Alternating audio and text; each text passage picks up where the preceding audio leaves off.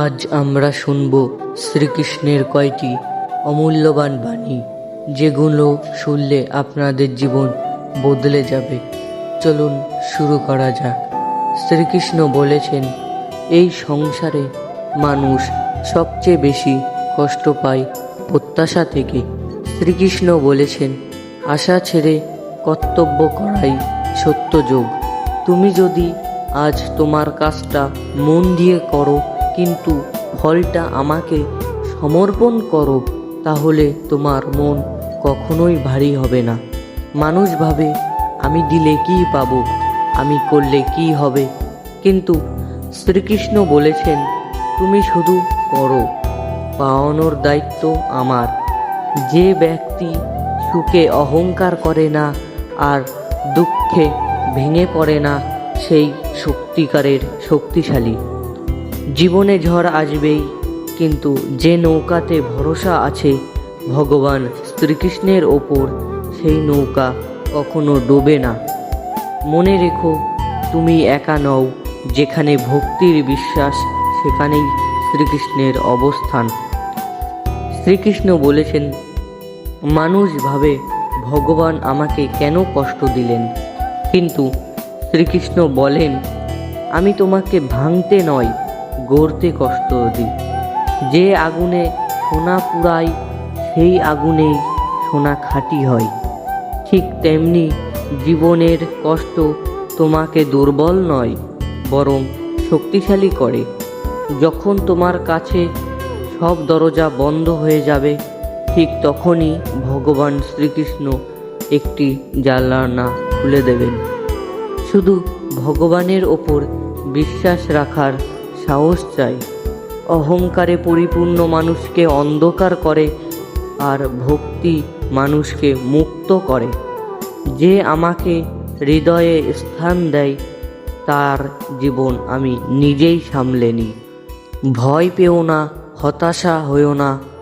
যে ভগবান শ্রীকৃষ্ণকে ডাকতে জানে, তার কান্না কখনো বৃথা যায় না।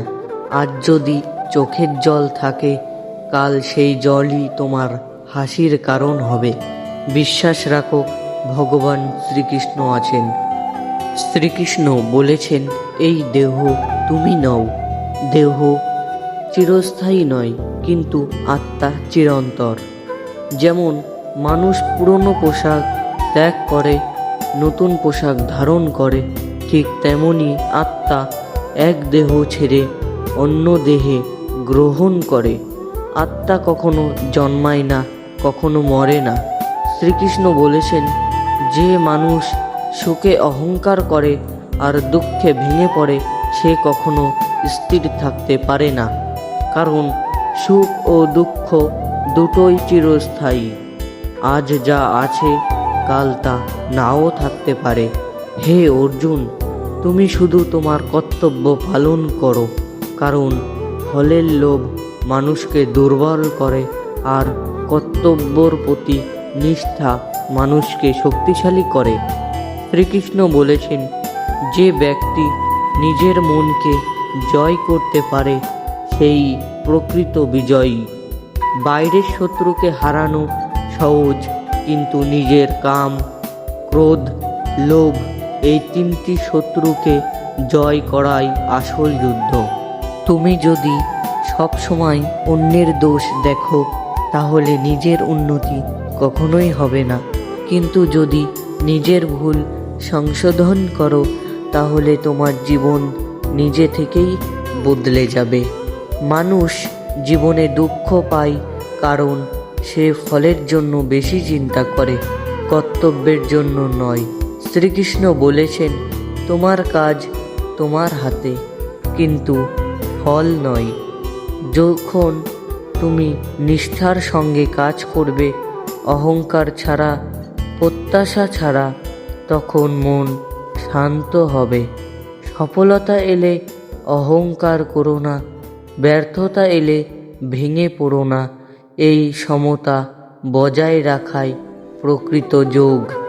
যে মানুষ নিজের কর্মকে ঈশ্বরের কাছে সমর্পণ করতে পারে, আর জীবনে ভয় থাকে না, হতাশাও থাকে না, কারণ সে জানে শ্রীকৃষ্ণ সব দেখছেন, সঠিক সময় দিচ্ছেন।